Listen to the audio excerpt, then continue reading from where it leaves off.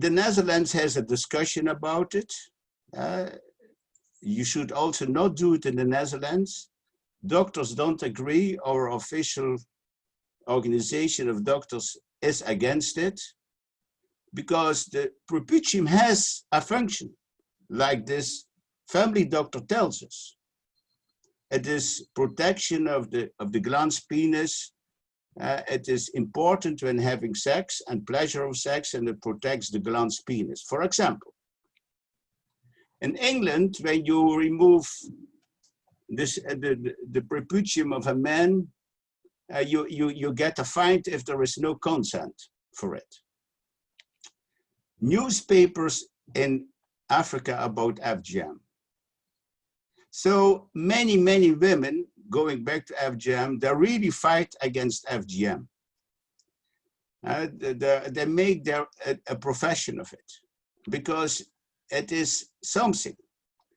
Egypt is still circumcising a lot and lives in peace because they are happy with it. Outside Africa, it is an important issue because in the Dutch situation, we have also problems with girls being circumcised, sometimes going back. And we had a discussion in our official organization about it. Some doctors said, let them cut a little bit to make them happy because of their culture. But our government is very clear about it. Ladies and gentlemen, this is unacceptable. And our minister tells you that if you do it, you will end up in prison. And so, like a father, he was sentenced to 6 years of prison after his daughter was circumcised. And the United States, you have a problem as well, and you go for a long time into the jail. So let me tell you about it. Which type of female genital mutilation we have.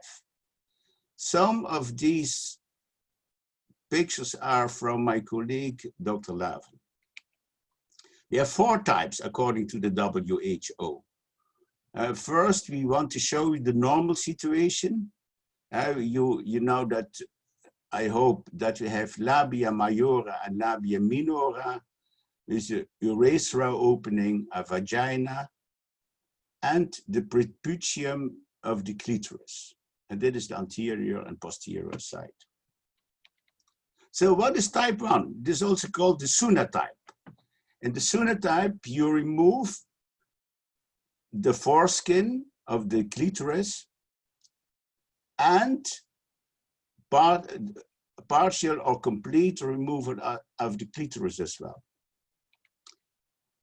And that looks like this. So no prepucium anymore, the clitoris has disappeared. Type 2, that is more of the same. In type 2, the clitoris and the foreskin are removed and the small labia partial or complete. And then it is stitched together again. That is what you call type 2 or excision. And that is the result. Where does this happen? This happens in many countries in Africa, as an example. Type 3, infibulation or the pharaonic circumcision.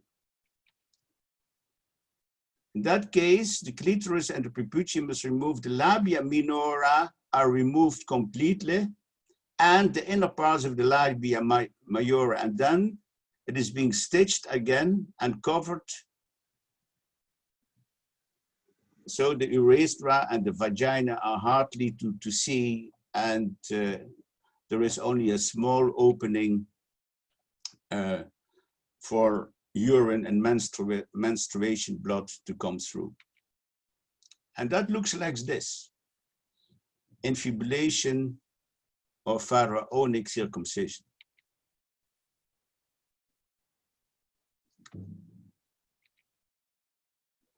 So in type 3, there is an extensive tissue removal, and the labia majora are held together using thorns of stitching, and the girl's legs are tied together for 2 to 6 weeks to prevent her from moving and to allow the healing of the 2 sides of the vulva. Nothing remains but the walls of flesh from the pubis down to the anus, with exception of opening at inferior portion of vulva to allow urine and menstrual blood to come through. And this is the result. This is a 8-year-old girl we helped to deliver last year, and she gave permission to make this photo. But it looks like this.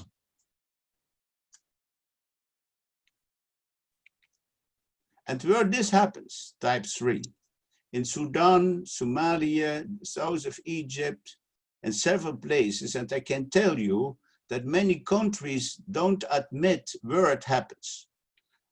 So this is the method practice in West Pokot County, where I worked for a long time, where I'm still the advisor of the government, and I know that these figures are not properly. There is a high percentage of women who are circumcised in this way in Kenya, especially among the Nilotic tribes. So then we have type 4, breaking, piercing, or incision of clitoris and labia, stretching clitoris and labia. You call it cauterization, scraping, introduction of corrosive substances or herbs into the vagina to cause bleeding, and tightening or narrowing of the vagina. So type 4 looks like this. So let me tell you more about the geography of all this. In totally, around 200 million are being circumcised, and every year 3 million new cases. That is the incidence. So it is all over the world, in Africa, Middle East, Asia. So it is not only something from Kenya. I will show you. So when you go into the world, ask yourself, does it happen? And we wrote recently a report together with Faros in our department about how many times it happens. So this is the world and where it happens. So let me show you more in detail. Can I ask a question? Yeah. Can you go to the previous slide? Yeah. Yep. Now here in the United States, it is forbidden by law, right? Mm-hmm. But the just a few minutes ago, there was some kind of female genital mutilation happening in the United States, right? Yeah, it happens. I will explain you. Because when people move from FGM countries to the United States or the Netherlands, they want their daughter sometimes to circumcise. I go into that problem, okay? All right. So you see the percentages of female genital mutilation, and you see it goes up to South America, Indonesia. I will give you some more figures. India, Arabia. Like in India, it is among some ethnic groups. In India, it is rare, but it is still happening in the Dawoodi Bohra community. In Africa, the prevalence is going up to 100%. And here you see, for example, the figure of Kenya 32. Now I can explain you and tell you that in Pokot region, for example, and among the Maasai, the percentages are much higher. And it is practiced by Africans of all faces. I told you already, if you don't accept, they will go for you. Mainly practiced in east to west, from Senegal to Somalia, and from north to south, from Egypt into Tanzania. It is most prevalent in Egypt, Sudan, Ethiopia, Mali, and Somali women. They get the infibulation type 3, and in Egypt it is declining. It is going down to 70%. The law is against it, but it still happens. Like recently we heard about just women bleeding to death after circumcision, even in a clinic. Middle East, Syria, Jordan, and Turkey are areas where it happens. In the Arabic Peninsula, usually the Sunnah circumcision, that is type 2. In Oman, some of you go to Oman, ask about it, whether it is still happening. The Arabic Emirates and Saudi Arabia, it is still happening. Also among foreign workers from East Africa who come to these countries, and they want their cultural tradition going on. Asia, Iraq, we found out about it, that 60% of women and girls are undergoing FGM. Syria, Turkey, and Indonesia. Many of you go to Indonesia. 49% of 11-year-old girls are circumcised. It's type 1 or type 3. When you look into Faro's recent publication, you find some figures about it. So it is quite a problem there. Between 2015 and 2030, 50 million girls are at risk of being circumcised in Indonesia.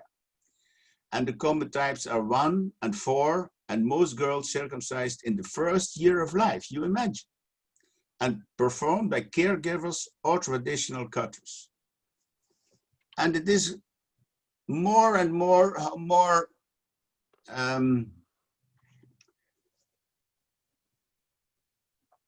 more conservative people become, how more it happens, because they consider there's something from their culture. UNICEF does a lot of research into it, and they recently found out that it is also happening in Iran, for example, and that it is underestimated in different countries. Now you see also here the question answered. In the United States, it happens under immigrants, and in Iran as well. But it is so we are still trying to publish something, but are the figures, many women in the world are at risk. So why it is important subject in the world? Because of introduction of FGM also in Europe, Australia, and the United States. Some tradition-minded families send their daughters on vacation in their home countries for FGM. So they are sent for holidays, and they really think they go to their aunts or their family, and then they are just cut. And when you arrive in Nairobi, it is offered to you. As Western governments become more aware of FGM, legislation is in many countries to make the practice of FGC a criminal offense. Thus, that is the reaction of countries without this tradition.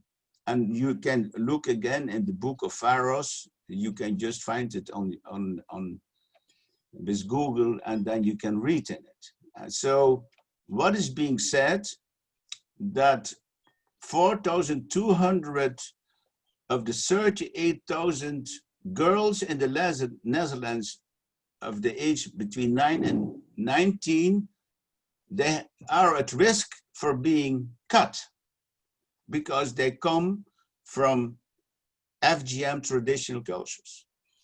So as a doctor, you should know.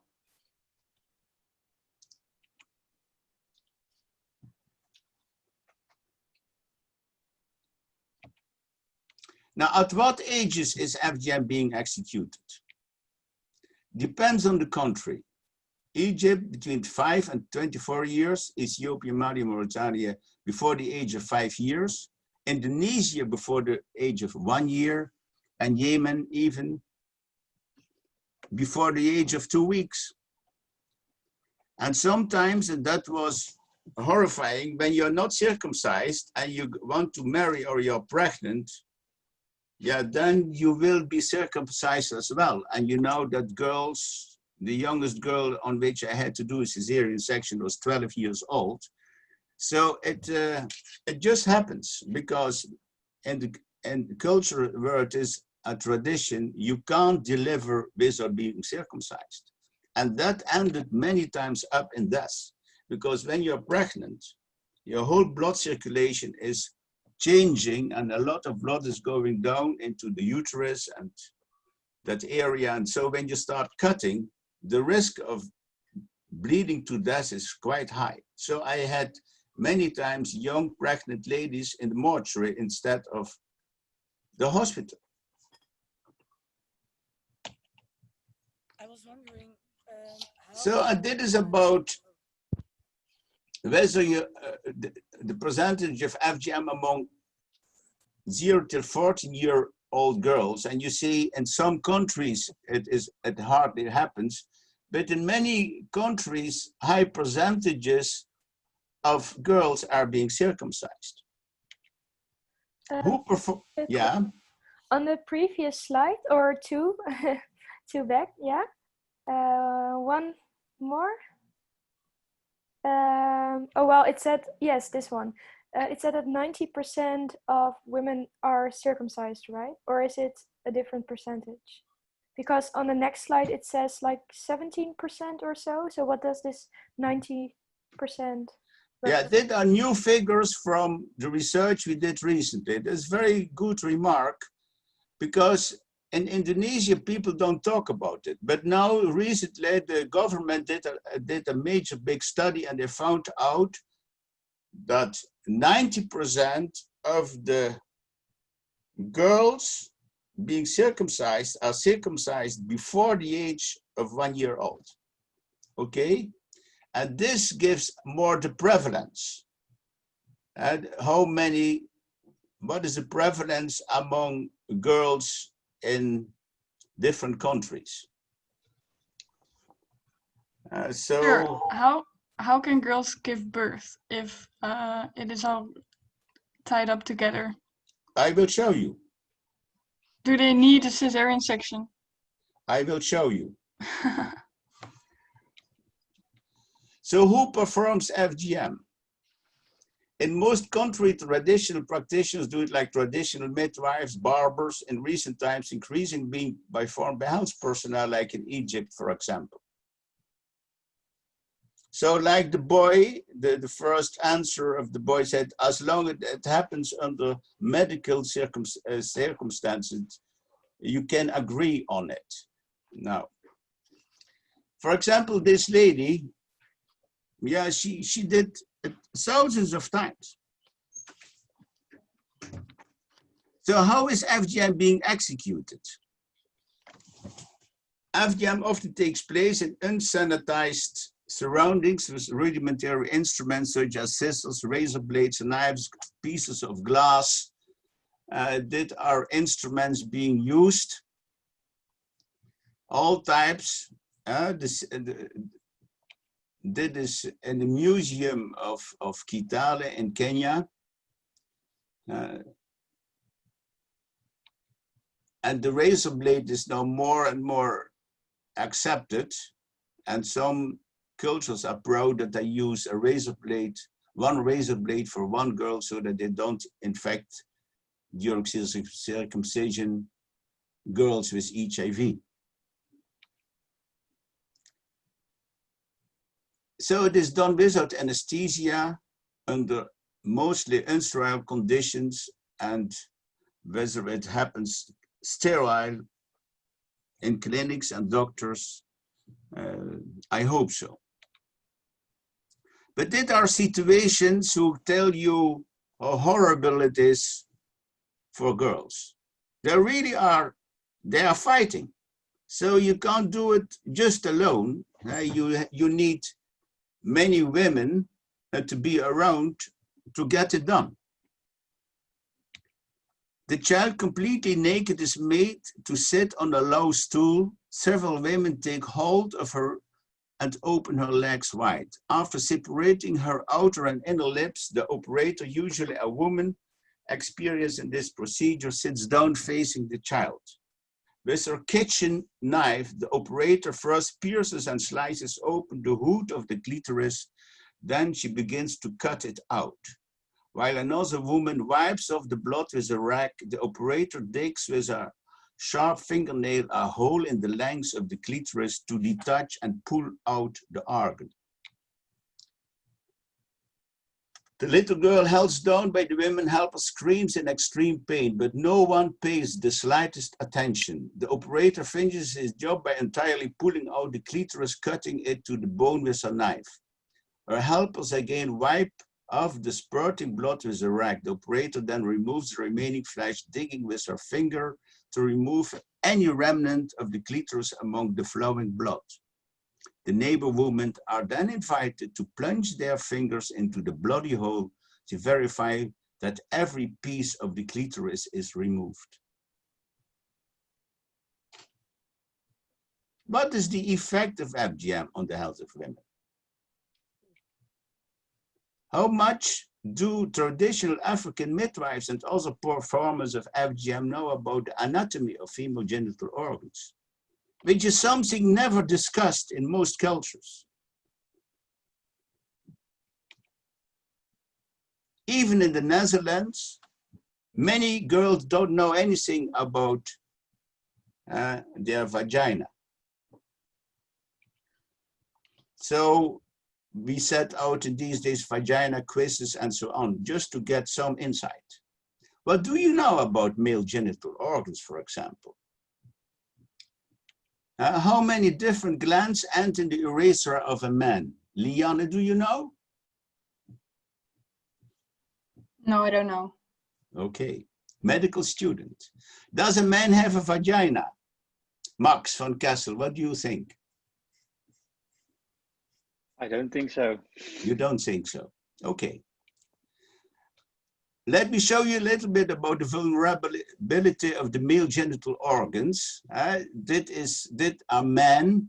So when you remove the glands, when you remove the foreskin, yeah, it is not really in the neighborhood of important glands, but the foreskin as such has glands as well, which lubricate the penis in order to have proper sex. And if you remove it, you get a lot of ilt. I don't know what is ilt in English. So the male urethra has had a lot of glands in it, but it is high up around the prostate.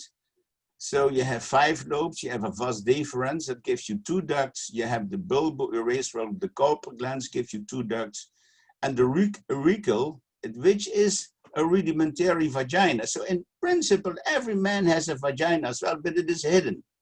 But it is still there. You see this small organ here.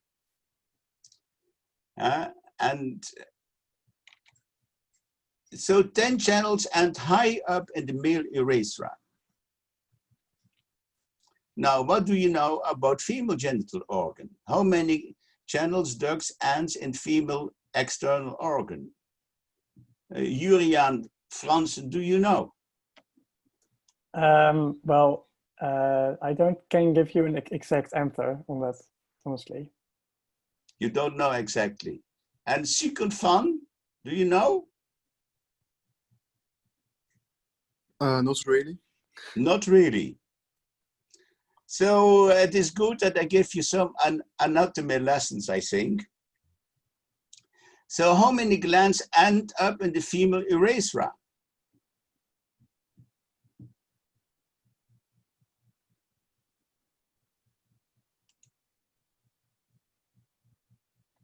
Marilyn Verhoef? Any idea? I think 2. 2. Okay. Why do women have a hymen? Marieke Wiebes, what do you think? No idea. No idea. And Hannah Bale? I don't know too. There is a lot of, there are many stories going about hymens. Is an intact hymen evidence for being a virgin? What do you think, Leonard Heuvelman? No, it's not actually. Because? I don't know. I thought just some women are just not born with it or something. Yeah. Okay, we will go on. You will get some more insight. So let me show you the vulnerability of the female genital organ. When you look at this cross-sectional picture, you see that if you start cutting around the labia minora and majora, you really can damage as well the urethra as the vagina. And that is a very sensible situation, and there's a lot of blood vessels. So here you see the corpus cavernosum from the clitoris, and you see if you start cutting to the side walls of the labia majora, you risk that girls really are going to bleed, especially when they are pregnant. And the clitoris is an impressive internal organ. I told you that they really try to grab this with their fingers. They know that it is big and they want to have it out. And then we have many nerves. That is a very sensible area, and it is very painful if you touch something there. So how many ducts and in the female urethra? It are 4. And where are they? They are very nearby the opening. And so the periurethral glands and the periurethral glands are 2 ducts who end up in the urethra. So if you cut there, girls get problems. How many channel ducts enter the female external organs? Somebody? Sjoerd Bosman, do you know? No idea.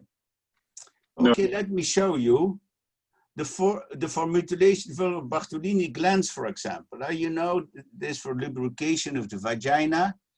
And you see that you just cut them. And girls get a lot of problems when the duct is being closed. And then we have many nerves and subcutaneous glands in the labia minora. So the external female genital organs have more than 8 channels and many subcutaneous glands. So you should never touch. They are all functional organs. So it is the urethra, the vagina, the duct of Bartolini, and then the urethral ducts and the whatever, many. So the female genital organ is very vulnerable for mutilations through FGM. So if you start cutting type 3, you damage a lot in women. All these red parts are being damaged.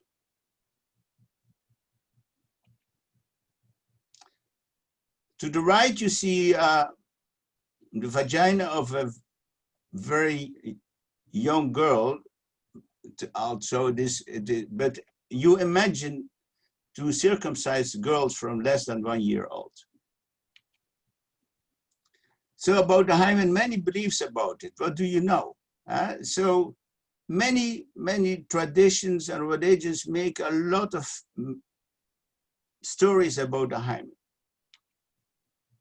Why women have a hymen? Now let me show you. The hymen is it evidence for virginity? No, it is not. The hymen is in principle a kind of mistake.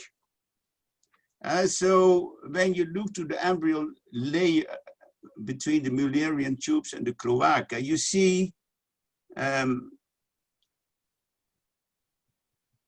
you see something in the next situation, what we call the Mullerian eminence. And that has to open in the embryal phase. And if not, you get a type of hymen. So you have several types. You have the annular one, the septated hymen, and you have also a hymen with many small holes. So it is just how the anatomy in the embryonal phase develops. So is it something of Snow White and the Seven Dwarfs, the last one? Or is it a rudiment that should disappear completely without any biological function, is not always present and can disappear through other causes than coitus, and it is a bad evidence of virginity.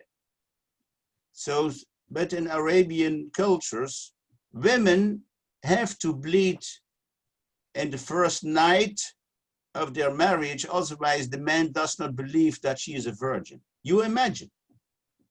So they sometimes put blood pills in their vagina before they have their first coitus. And if it doesn't open, then you get hymen imperforatus. So if a young girl is 12, 13 years old and has a lot of pain, you really look into whether she has a hymen imperforatus. And with a small kitchen knife, even you just can open it, and then the menstrual blood comes out. And that is missed many times, this diagnosis, because of all the fuss about genital organs and family doctors who don't want to look. What is the effect of FGM on health of women? Now, girls are often confined to bed after FGM, and so they have to lay for a long time immobilized to stop bleeding and to wait for scar tissue to happen. This is a girl waiting after a circumcision in Ethiopia. Just lying alone in the hut for several weeks, for up to 6 weeks. And it gives health impacts, of course. It depends on the extent and the skill of the operator, the cleanliness of tools, the setting used, the physical condition of the girl. But most common, of course, severe pain and bleeding and shock. Anemia, infectious, you can end up with tetanus of septicemia, with urine retention because of this stitching and the swelling I explained to you, and with this. And no anesthesia, pain, and trauma lead to clinical shock. So I saw many young girls in the mortuary. After this.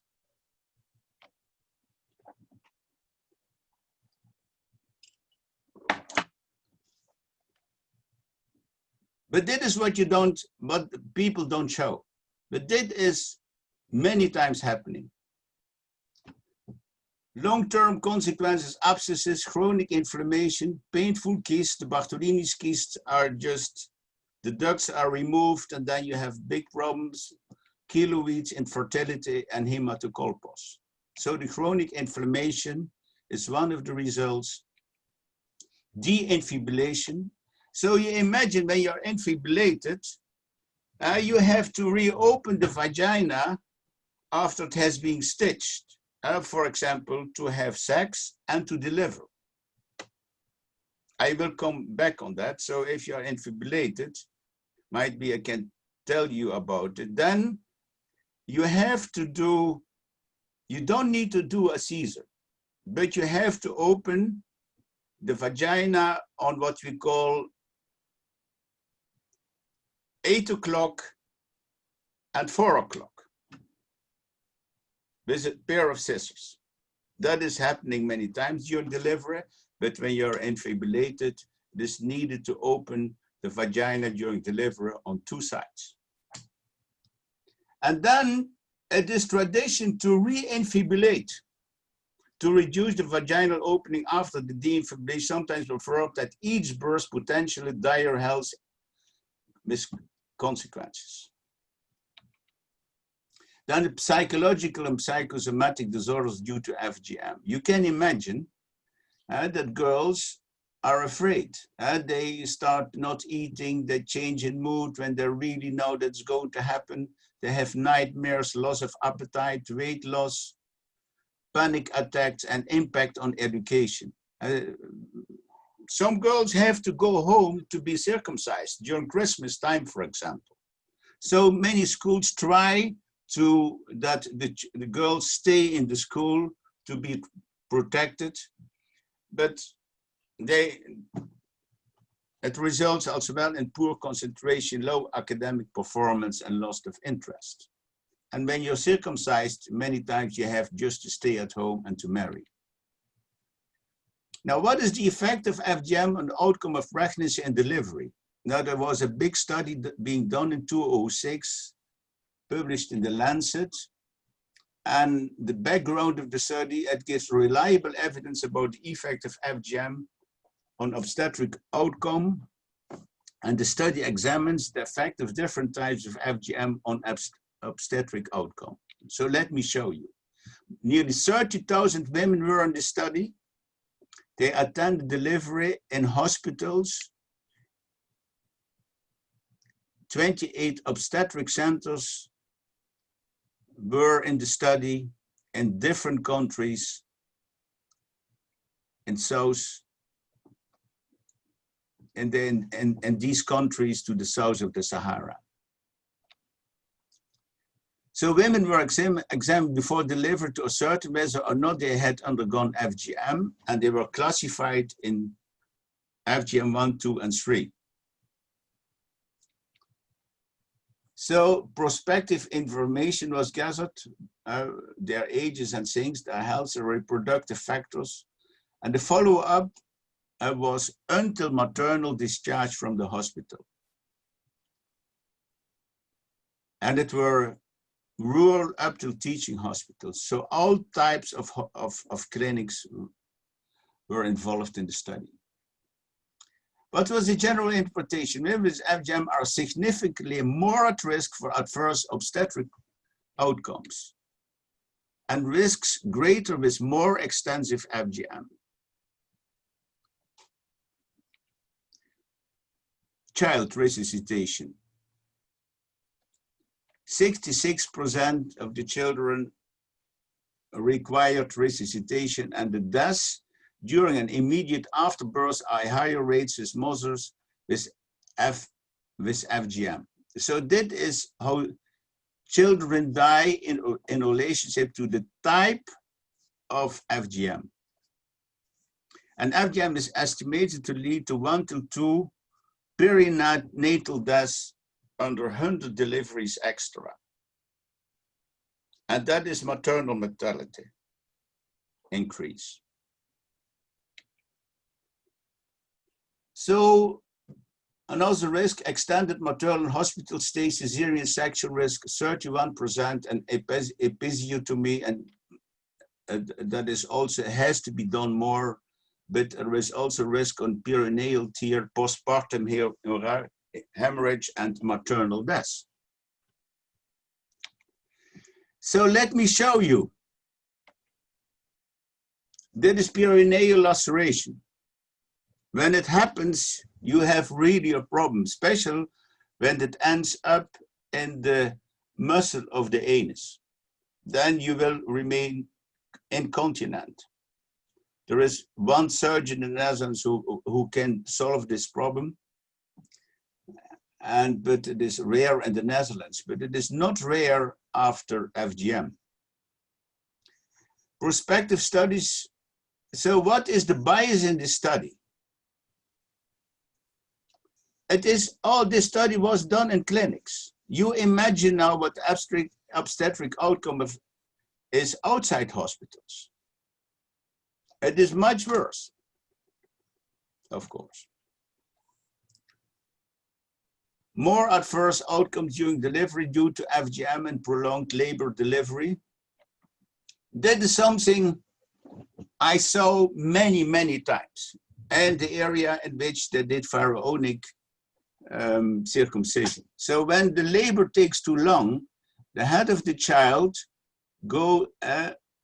is pushing on the bones, so the tissue of the bladder and the rectum is pushed together, and you end up with a connection between the bladder and the vagina, or between the rectum of the vagina, and you end up with being incontinent for urine and feces.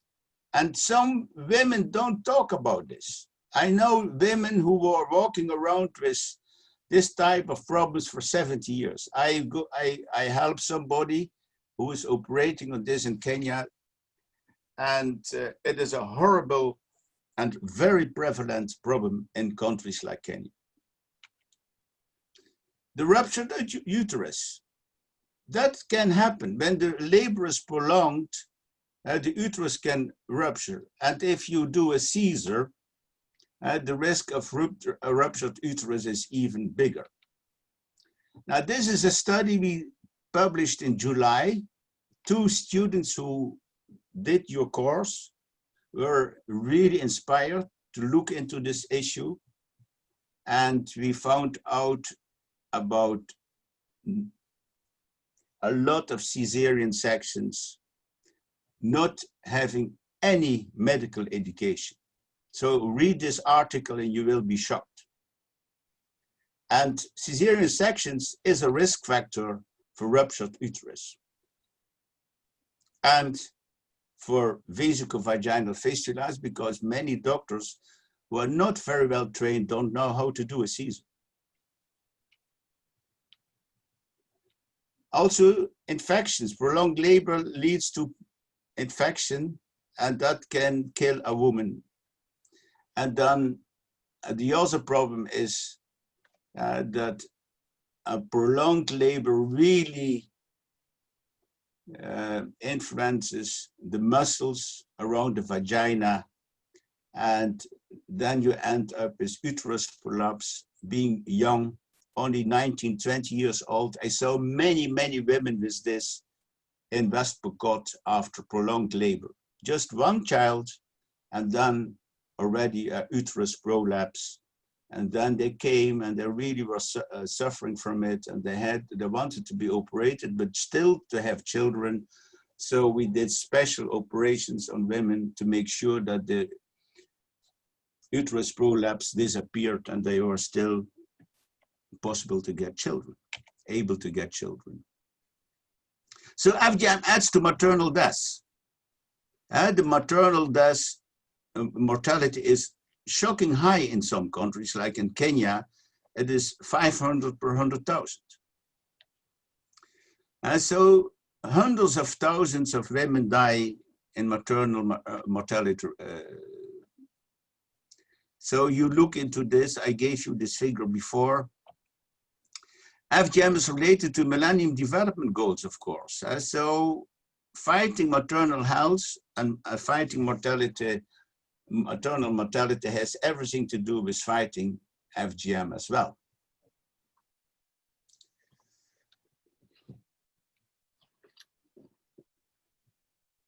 This is about the MGs. So what happens after? Well, can I ask you one question? Yeah. Is it perhaps time for a little break?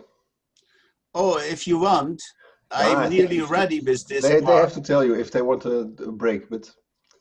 Can I go to the end of the first half? Up to you. Yeah.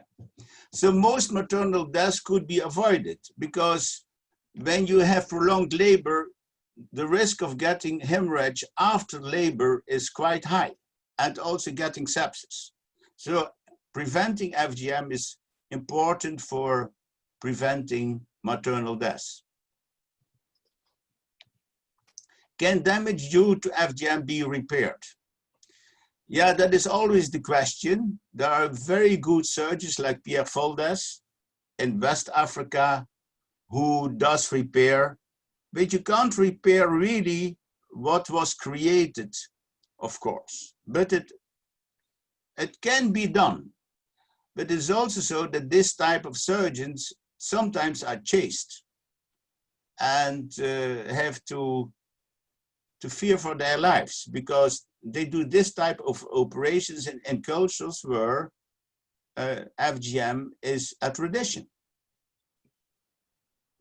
But more and more hospitals are there and run by women who do the repair operations.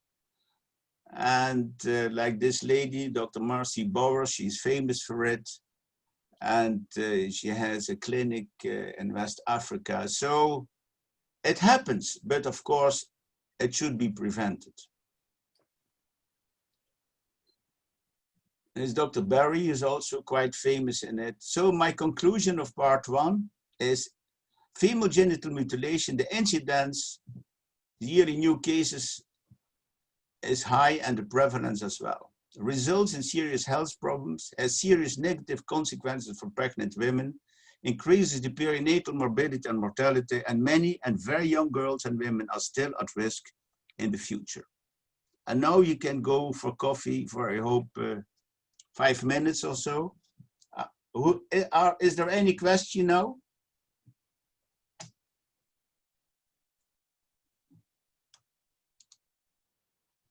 Well, I had one question. Yeah. I was wondering, wouldn't it be better to allow like special circumcisions for girls here in the Netherlands to prevent them from going to their own country and doing it in, well, like bad places or in secret with, well, bad hygiene and stuff? Yeah, that is, of course, a very good question. But I told you already, we had this discussion. And some doctors said, let us do a kind of symbolic cut in the clitoris, so that one drop flows. But in the Netherlands, we decided not to do. So, but even when you should do one drop only, families who are not happy with one drop only will still go, because when you want to have an infibulation, a type 3 circumcision, yeah, you have to go to the bush somewhere in Africa, because no doctor will do, of course. I hope so. But in the Netherlands, you straight go into jail, even with informed consent.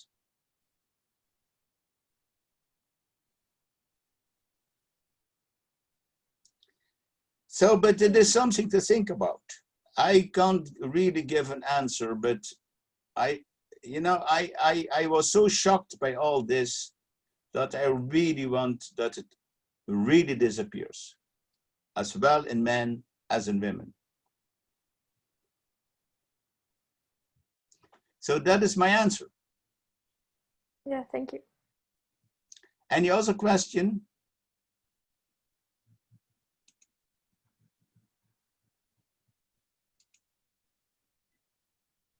Okay, go for coffee.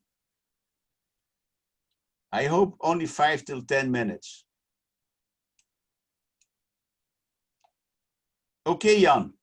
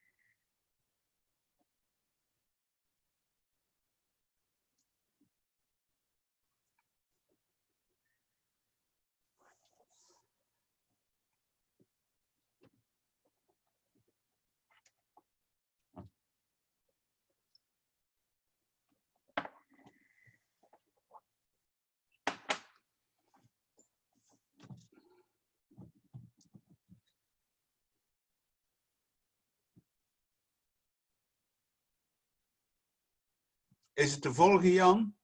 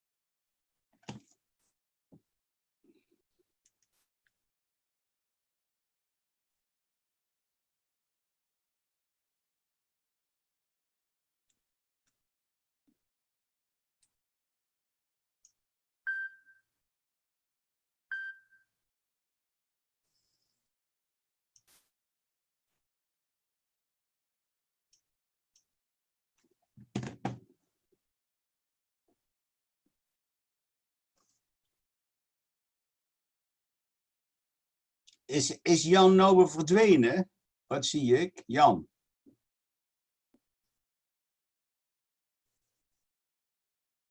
Jullie, Simone, zie jij mij nog? En je hoort mij?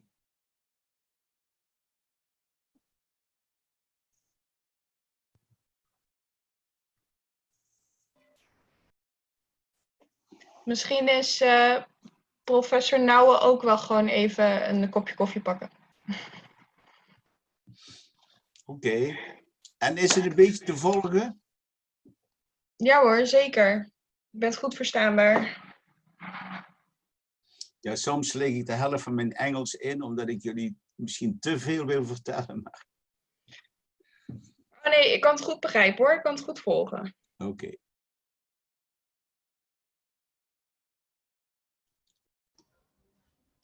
Heb je mij nog nodig, Paul? Wat zeg je, Jan? Heb je mij nog nodig? Nee, Nee? maar ik wachtte op jou, want jij bent natuurlijk... Oh nee hoor. Ik zou gewoon je gang gaan als je dat zelf wil doen. Dat lijkt me helemaal prima. Oké, goed zo. Doei. Wacht je even tot het echt is opgestart. Want... Doe ik. Dus ik ga nu weer Hij zegt screen sharing has stopped as the shared windows is closed. Maar je ziet het nu weer? Ja, helemaal. Oké. Ja. Oké, Jan, Succes. dus je gaat nu weg. Nou, ik hoor het op de achtergrond, maar ik zit in een ander overleg tegelijkertijd. Dus een beetje ingewikkeld. Oké, goed zo. Joep. So we continue.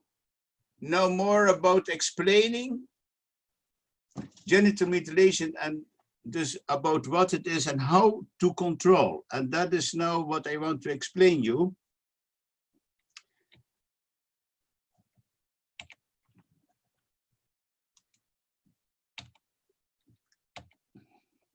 So why MGM and FGM?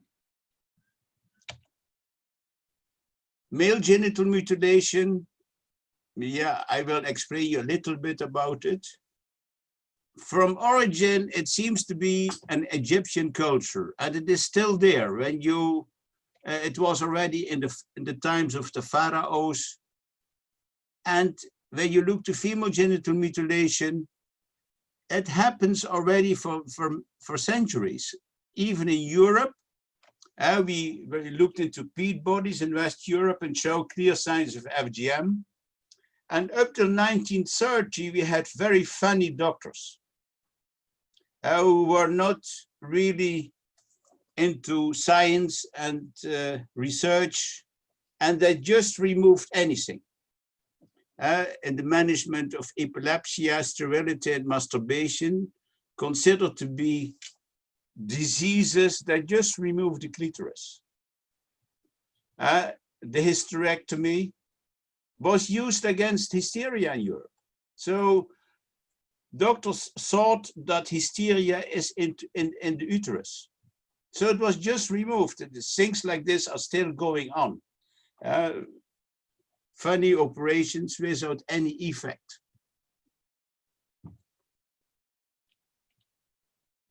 Africa, Yemen adopted FGM in the 20th century as a result of contact with communities in the Horn of Africa.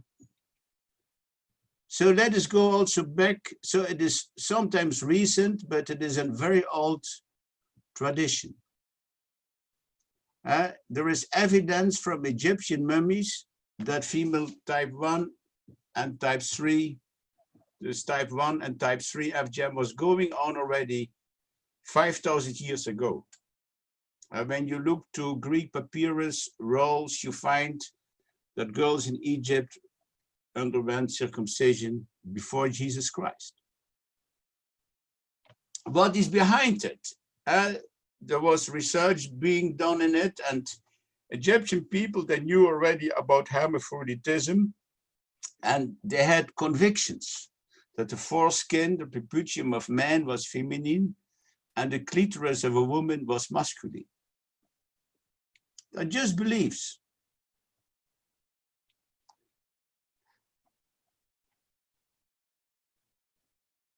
So, because of this hermaphroditism, they were really thinking about it. And they made their ideas. And it is female. You should know as doctor that all types of people exist, of course, when you look into the genital organs, and you should never mention it's strange or funny or so on. It is just there. It is biology. And we have also male pseudo-hermaphroditism. Then you have a huge clitoris, but you are feminine. So the Egypts had a kind of belief that after circumcision and removing the feminine foreskin, you was a true man, and after removing the clitoris, you was a true woman. And therefore it belongs to the rite of passage when you are going from a child into adulthood. We have funny things like that when you become a student. We have also a kind of rite of passage. Then you have to drink a lot of alcohol and things like that. Is there something like typical male and typical female? What do you think? Marieke Wiebes weer, of Naima van Schie? Die is er niet. Naima, er is een vraag voor je. Hi. I think there may be nuances, but I think there are certain things that are only present in males and only present in females. Yeah. But let me explain you a little bit. It is a kind of looking into this problem. When you look to embryonal development of male and female genital organs, you know that men and women are identical in an anatomical way. So when you look to the first 8 weeks, we are undifferentiated, and after that we differentiate in male and females, and we have what we call homologue internal genital organs. And the external organs are looking like this up to week 8. So we are just shaped in the same form. And then we develop in men and women, when it all goes well, if I may say, not in terms of good and bad, but in terms of good anatomical differentiation. But if you look into the Egyptian ways of thinking, you can indeed see that the glans penis is homologue to the clitoris. But the prepucium is something we both have, so why should you cut that? That is very funny. So we develop at the end in typical male and females, but we have homologue organs, and they are given in these 2 cubes.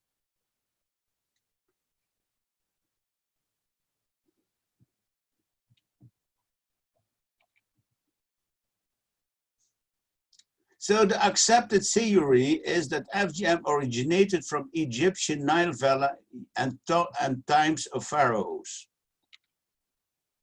And how do we know?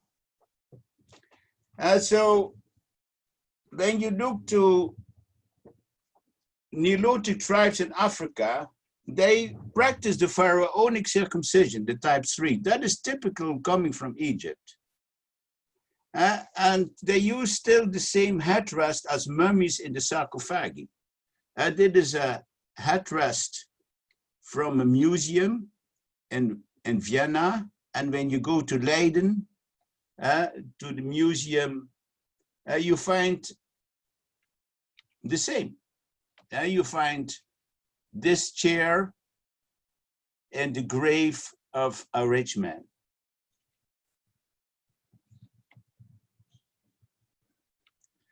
And if you go to the National History Museum in New York, they explain you that these types of chairs are Nilotic culture chairs. So they are Nile cultures. And this is just some time ago, in the 20th century, a West Pokot man lying on his Nilotic chair. They're still being made. And they're still being used.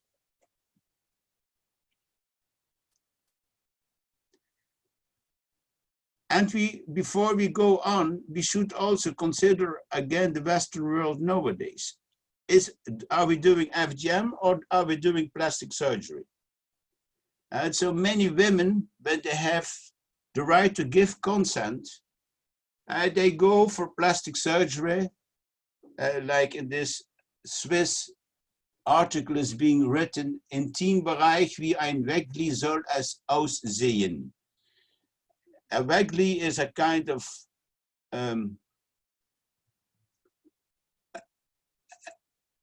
het is a kind of broodje, wat is dat nu ook alweer? Dat je kunt kopen bij de bakker en dat heel erg glad eruit ziet. En Wij hebben inmiddels ook allerlei opvattingen over hoe er een vrouw zou moeten uitzien. Nou, de bovenste rij vrouwen accepteert zich vaak nog zelf, maar de onderste gaan mogelijk voor plastische chirurgie. En moeten wij daaraan meedoen? Dat is de grote vraag. Nou, als je geïnformeerde toestemming kunt geven, ja, dan gebeurt het. Maar het is natuurlijk een bijzondere vorm van medisch handelen. Dus voordat we het helemaal afkeuren, moeten we ook, en dat is mijn boodschap, ook naar onszelf kijken. In de westerse wereld. Dus tegenwoordig gebeurt het nog steeds in Kenia als voorbeeld. Dus als je kijkt naar Kenia als voorbeeld, dan zie je dat wij Nilotische stammen hebben en Nilo-Hamitische stammen. En dat zijn de stammen, vooral de Nilo-Hamitische stammen, die aan besnijdenis doen van jongetjes en meisjes. Excuse me? Can you speak in English, please? Oh, I'm very sorry. I No, meant, don't worry. do we have to go back? Yeah. So Yeah. this is what I told you. We should also look to our own culture. The upper shaped women might not go for plastic surgery, but the down ones well, pushed by friends and boys and girls. So we do the same, and as long as this happens under informed consent, it might be well, but we should really not really look into different cultures when we don't look to our own culture as well.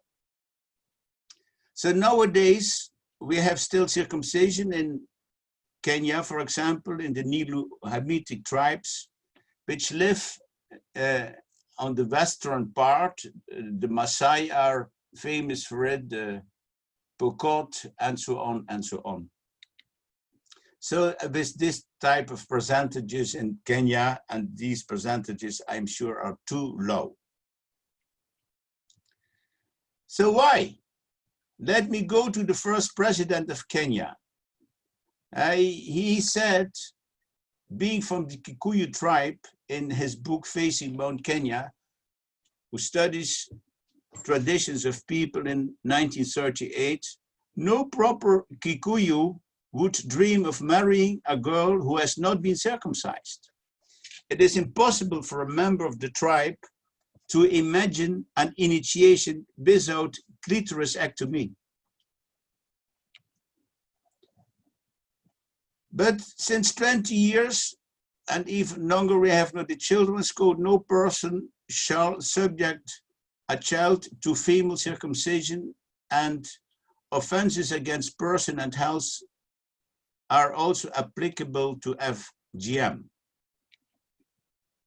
But let me go and show you West Pokot County and male and female circumcision still going on even this year. West Pokot is next to Ugandan border in Kenya. Kenya is as big as France. This is the province in which I am still advising the government. And circumcision provides a transition from childhood to adulthood, and it is a preparatory stage for marriages. And the Pokot people are from the Kalenjin tribe.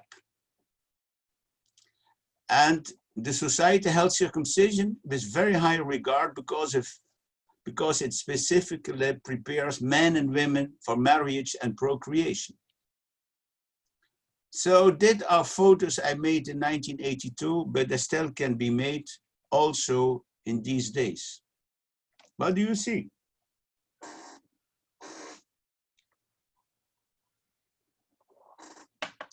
Yasmin, what do you think you see?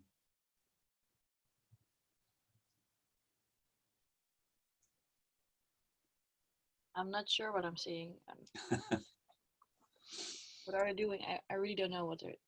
Now, these are boys, and these boys are separated from their families in the rites of passage. They are being transformed from boys to men. and they have ropes in front of their faces. They should not really know what is going on. They have to make up their minds behind these curtains.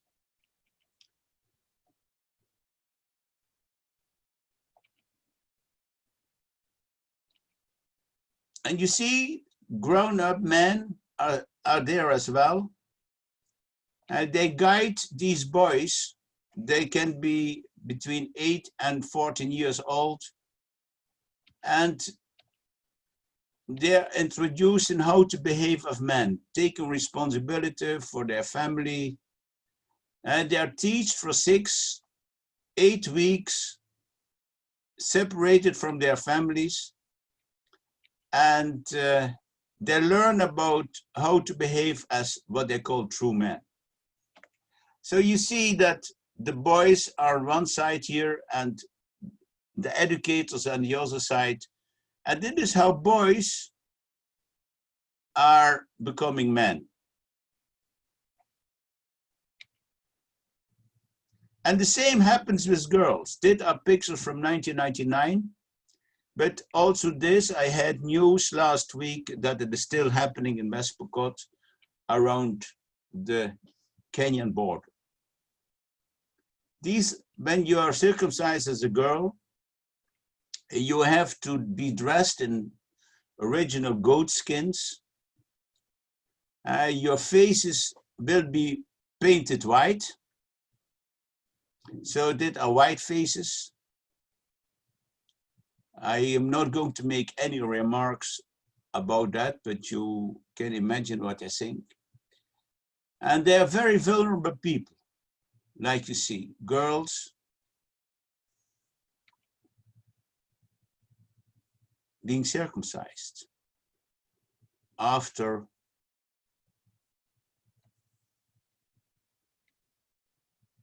they have learned how to behave as grown-up women.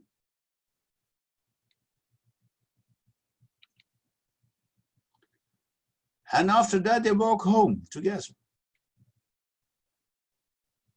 And they have a stick. And they are traditional clothes.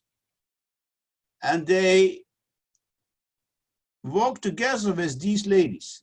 These are the ladies who circumcise them. They're just together. It is women's responsibility to be circumcised. And they have a stick, the girls. And they make a sound when they walk. Because they have bells on the backside. And when they walk, these bells ring. Or it are just, you can hear them, because when the boys should hear these noises and disappear till they are healed. And also the parents should not see them before they are healed.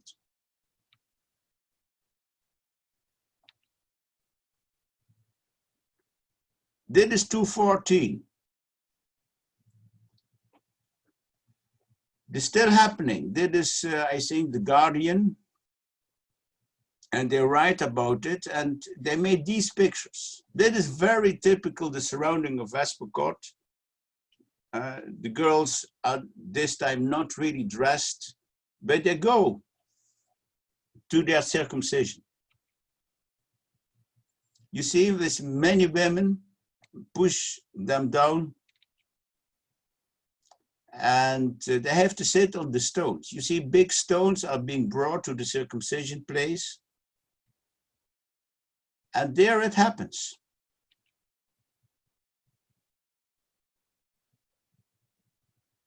It's a pair of scissors.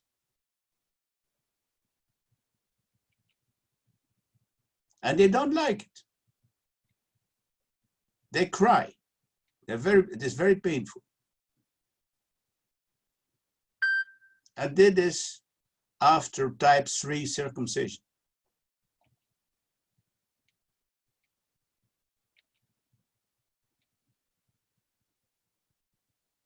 Young girls. So why people do this?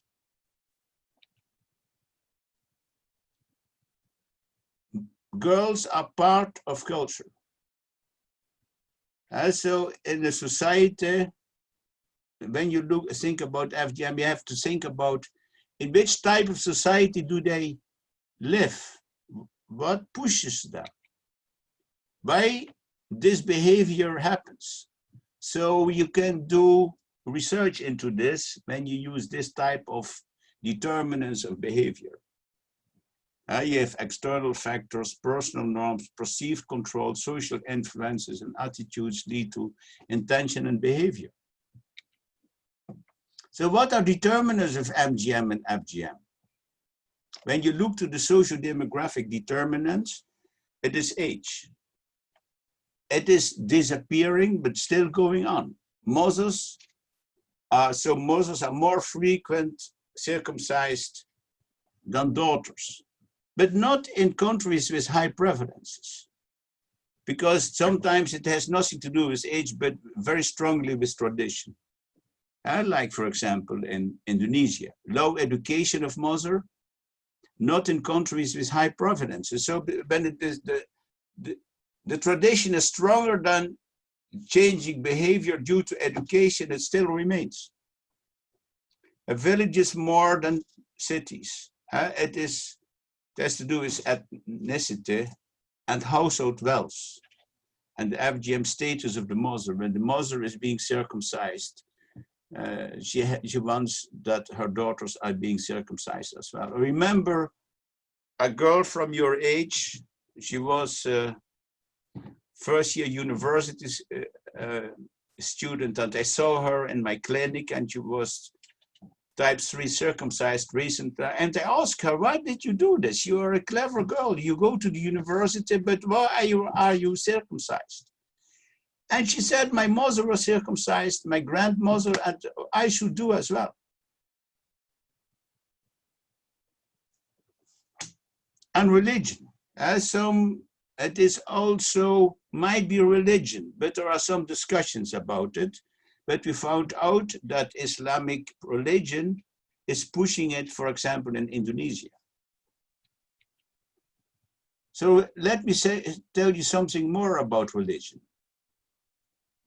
So when it is more than 5,000 years old, it is from before Judaism, Christianity, and Islam, because they are not as old, especially Christianity is only 2,000 years old, and Islam came out of Christianity in the north part of Africa 600 years after Jesus Christ, because they were not happy with some theories about 3 gods and things like that.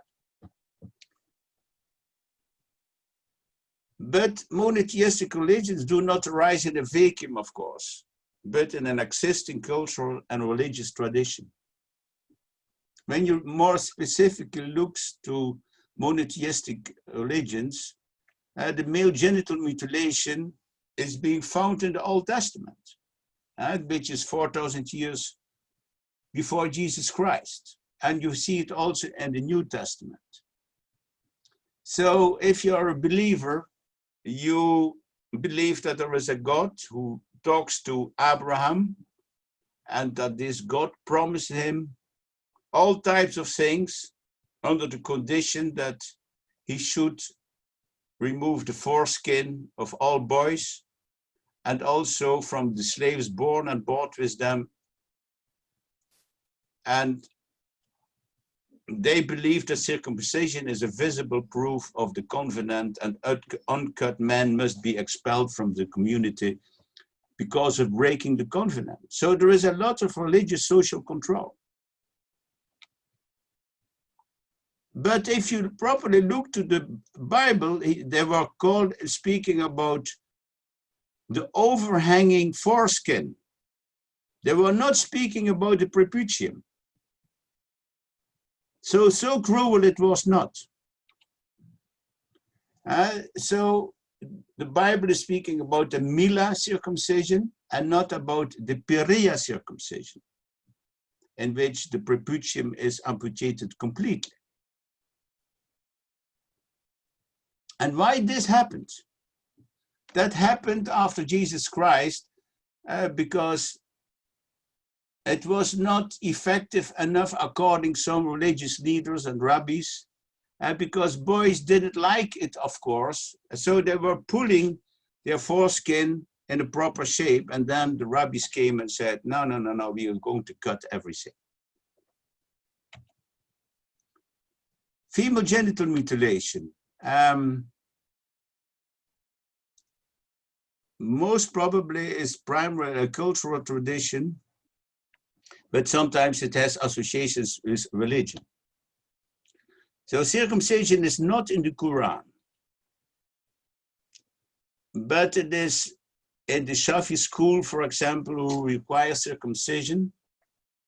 They say that the prophet Abraham is a worthy example. You know, the Islamic people accept Abraham also as a prophet, and you should follow him. And we have other schools who say, follow good example of female circumcision in Egypt. And other schools see FGM as a sunnah given by the prophet Abraham, and it should be followed. The prophet explains the natural tendency, the fitra of man. Circumcision belongs to cutting nails, short hair, mustache, and shaving armpit and pubic hair. So proponents, they say something in this, what the prophet said. And he said, don't cut too severely. It is that better, if that is better for women and more desirable for a husband. But opponents, they say that this, what they consider as a hadith, as a daif, a weak, unreliable sentence, and it cannot be used to legitimize FGM. And they say in the Quran, you should never touch a body. A comment of one medical student who was Islamitic and said, no, it is not only the Islam, but there are more religious sects who do FGM, like Judaism and Christianity, especially the Coptic people, the Skopsi. Let me explain you. Skopsi is a Christian sect in Russia, and the plural is Skopets, and it is an archaic word for meaning castrated ones in the Russian language. And they believed that after expulsion from the Garden of Eden, Adam and Eve had half of the forbidden fruit grafted on their bodies, forming testicles and breasts. Yeah, it is, when you're a believer, you can even believe this. This removal of these sexual organs restores Skopsi to the pristine state before original sin and fulfilling Christ's counsel of perfection, and that you can see in Matthews. So if you want to read more about this, read Karen Armstrong, the Big Transformation, and it is also a very interesting book about the history of the Islam. And so if you want to know more about it. So let me now go to the non-religious part. There are many beliefs about women in FGM. So when you do research, you will find this type of beliefs. Leaving girls circumcised endangers both husband and baby. If baby's head touches uncut clitoris during birth, it will be born hydrocephalic. Milk of mother will become poisonous. If man's penis touches women's clitoris, he will become impotent, and circumcised women is sexually more pleasing to her husband, and the tighter she is soon, the more pleasure he has. If it is not done, she will stink and get worms in vagina. Uncircumcised vulva is unclean. Only lowest prostitute would leave her daughter uncircumcised, and no man would dream of marrying unclean women, and he would be laughed at by everyone. Parts cut away are disgusting and hideous to look at. She loses only little pieces of clitoris part that protrudes. Girls do not miss it and can still feel after all. There is hardly any pain. Women's pain thresholds are so much higher than men's. It is only a little piece of skin and the baby does not feel any pain because its nervous system is not developed yet. And it keeps her smelling so sweet and her husband will be pleased and it will reduce sex desire. That is very important. For example, for nomadic men, they have to go with their cattle and they don't trust their women. So they believe that if you cut them, it will reduce their sex desire.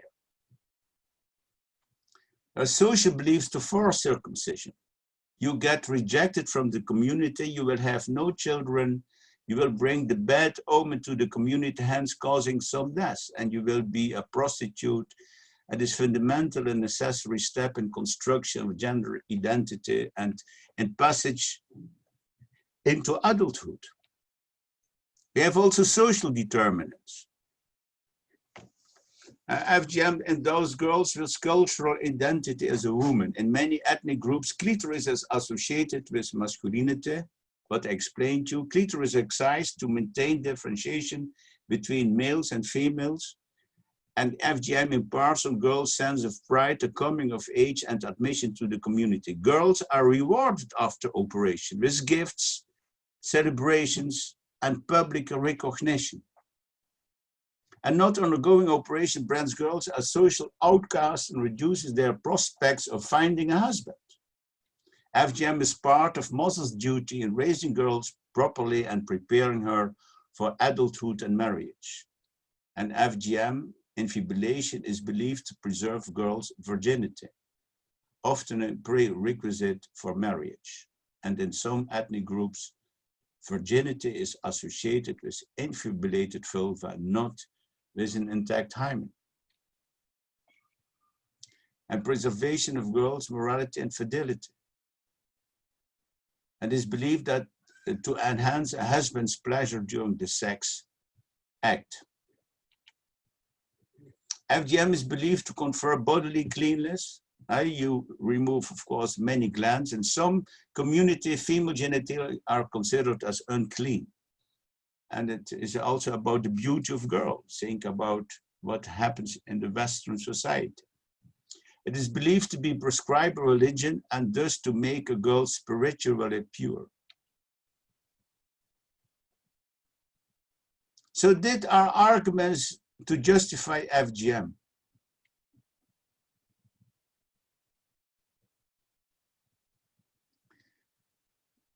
It always comes back.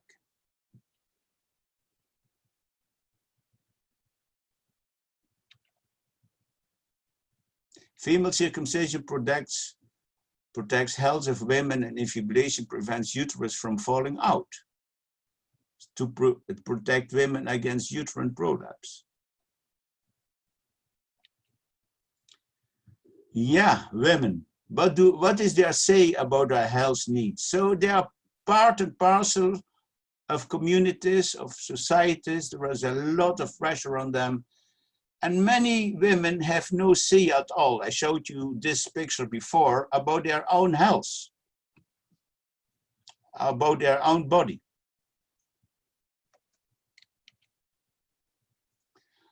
So let me give you more examples of social pressure. These are remarks made by people I know. I was together in the car with the board of my organization in Pokot, and we had just fun and started talking about circumcision. And one of the board members said against one woman in the car, "You should not milk my cows because you are not circumcised. Because you're not circumcised, the cow milk became bad." I gave a big and expensive feast after the circumcision of my daughter. When can I come to the party of your daughter's circumcision? Women show through circumcision that they endure pain and they should be very proud on that. So interventions at FGM. We try to intervene in the world since the 50s to stop it with many different programs, like outlawing FGM. So many countries, they have no laws about it, and they forbid it. And sometimes they consider it as criminal. So, of course, in the Western world, with the introduction of FGM, we have many countries with outlawing FGM. But a firm stand only does not work. MGM and FGM are not considered as criminal by people practicing it. But sometimes we have now also research being done that it might at least support that FGM is going to stop. So what are successful strategies? Using arguments based on danger to health. It is a violation of human rights. And women accept that. Many women don't want to be circumcised. Offering alternative sources of income to FGM practitioners. These ladies, when it is your job and your income, you have to give them something else. So that they stop these practices. And publication campaigns are very important. There's group discussions and media campaigns to raise awareness of dangers to health, transgression of human rights among parliamentarians, religious and civic community leaders, to public and traditional modern healthcare providers. A promotion in all levels of society of abandonment of FGM as part of a development package. You can do together with poverty reduction and policies against inequalities between sexes and increased access to education and health services. And you have also what we call alternative rites of passage, and preserving ritual or symbolic component of FGM, marking the admission of young girls into the community or into adulthood, but without harming their bodies. So let me give you examples of that.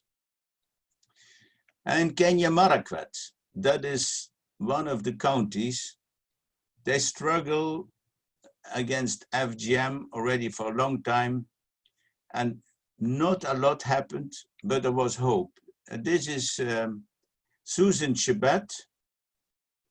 She developed a curriculum, Toen de Leel, against FGM, and she had her PhD in Amsterdam University, and in which she proved that her curriculum was effective against FGM.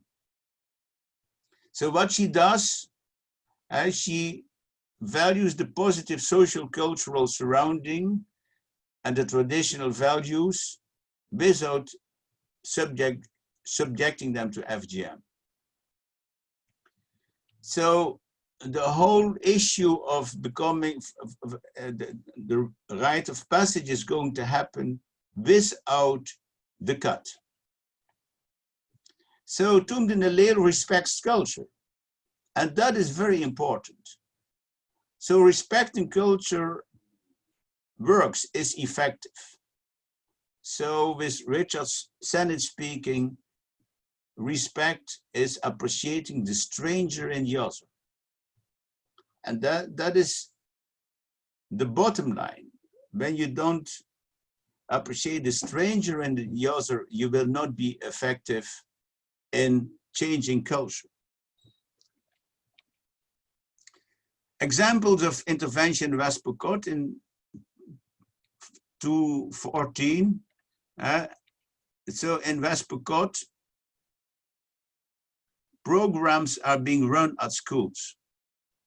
And that is happening also in the Maasai tribe. They also use alternative rites of passage.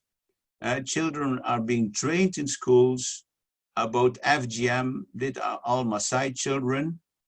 And they learn things like challenge faced by Maasai girls, like cleanliness of their bodies, lack of sanitation facilities. So they learn about sanitation, but they also learn about outcome of early sex like pregnancy, gonorrhea, and all bad things. And they learn about boys and girls and how to behave. So they get no sexual education, and they also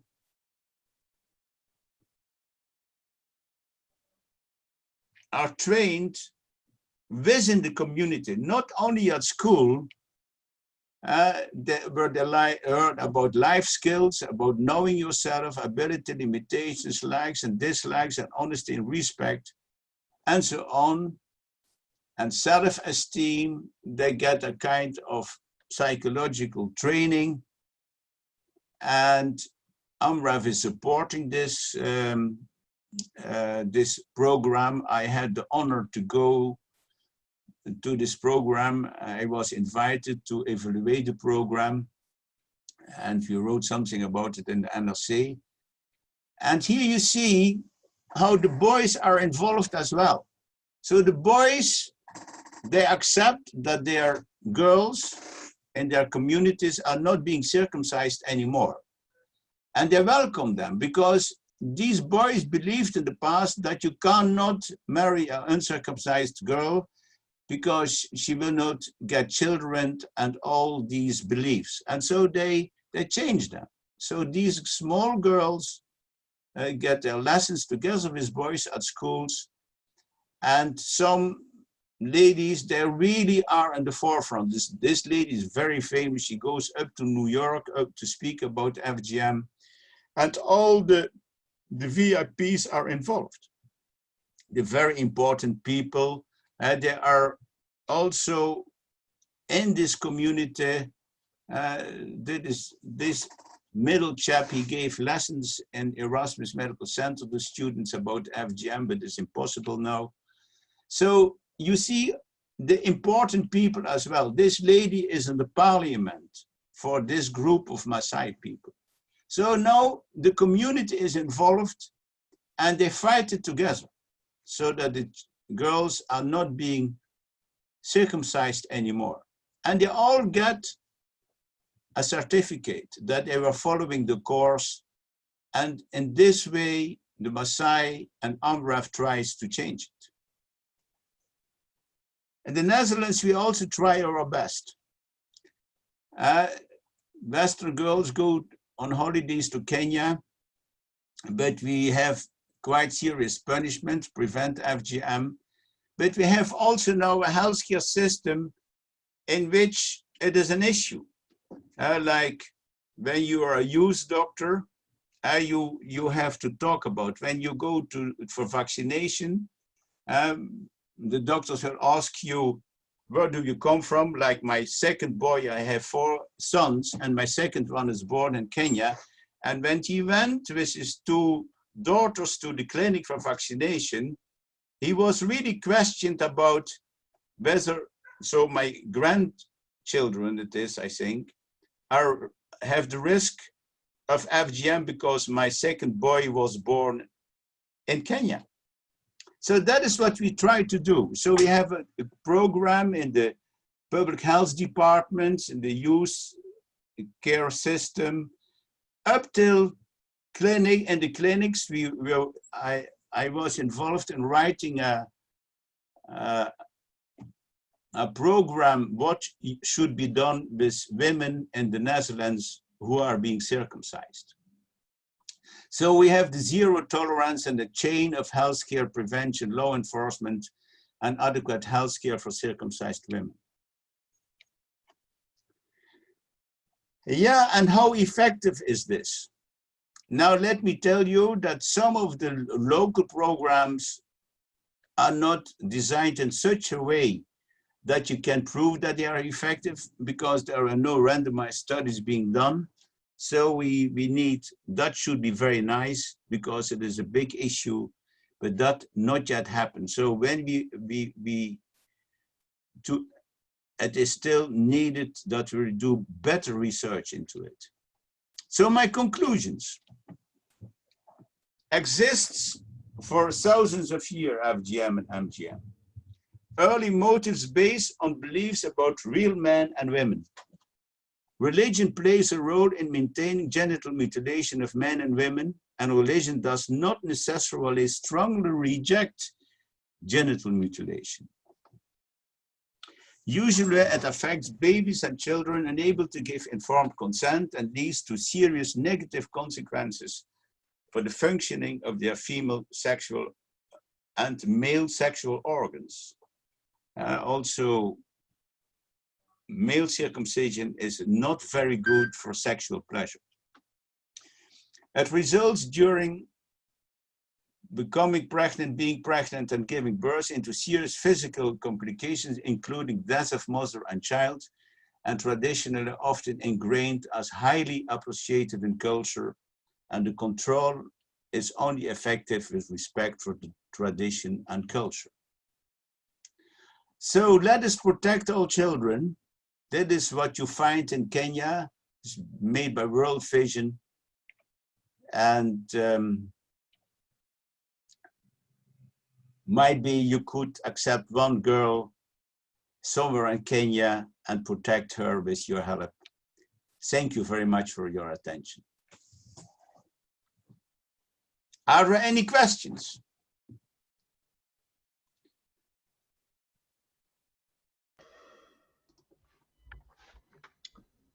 Thanks, Paul. Ja?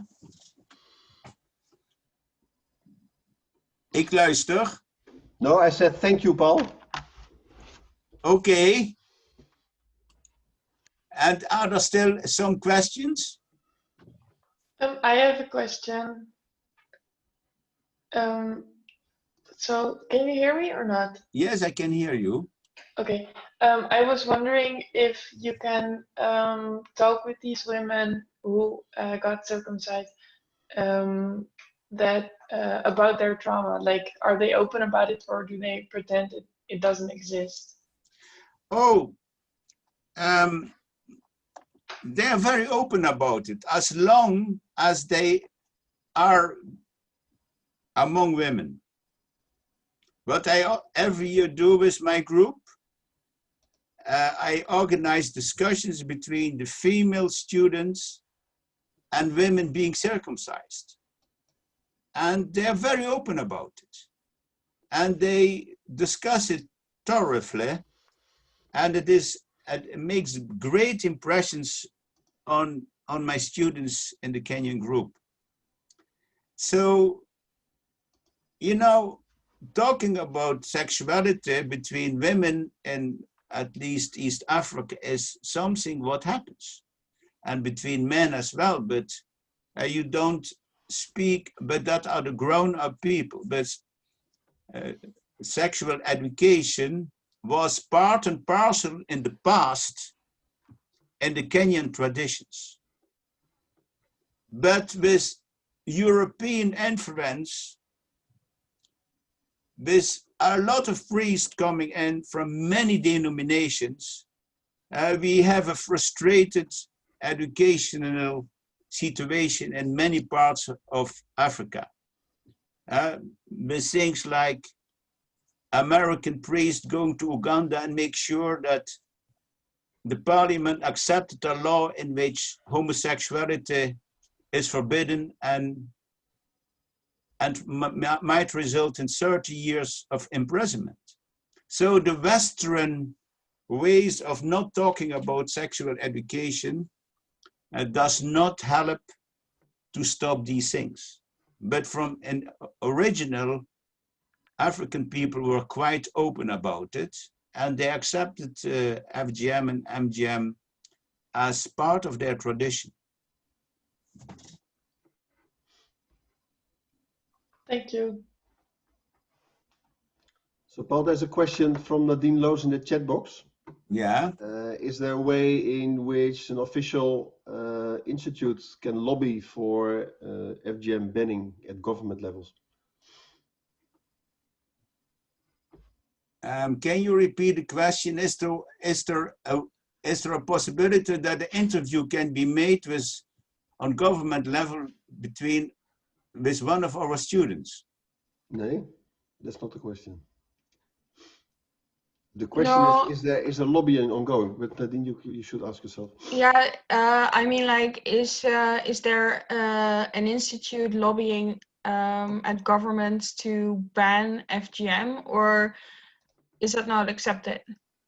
Oh no, I told you, Kenyan government officially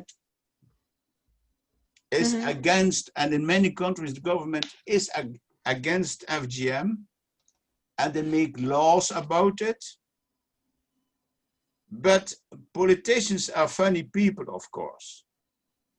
They are scared really to go against culture. So when you go to politicians, for example, Erasmus, and you ask them to fight FGM, they will not do. Let me give you one example. I have in the past, and still I have a board who is supporting healthcare development in West Pokot. And one of these men was trained as a priest in Kenya. He even could read Latin. And I invited him to my house in the Netherlands. I gave him a nice dinner. And then I discussed with him whether he could accept that the organization Kenya could fight FGM. And I told him about what should happen when I should do FGM in the Netherlands, that I should be jailed, and so on. We discussed it very nicely. He accepted the nice dinner. He enjoyed the dinner.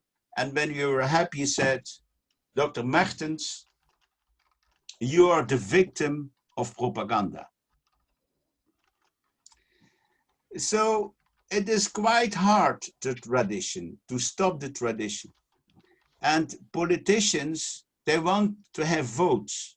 So when you go against the traditions of tribes, you will not get as many votes compared when you don't do it. Because tribalism is in the politics of a country like Kenya very important. When you want to understand who has the power, you should understand how big the tribes are and how they vote and how they really want to keep the traditions of their tribes. So it is an ambivalent situation. Okay, thank you. Any other question?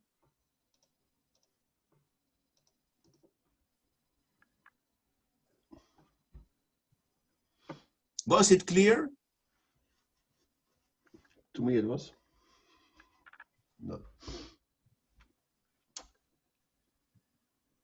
No, I don't think there are any questions at the moment, Paul. Thank you very much. Okay, it was a pleasure and an honor to give you this lecture. I wish you a lot of success in this program, and I might meet you one time. Thank you very much. Thank you. Thank you.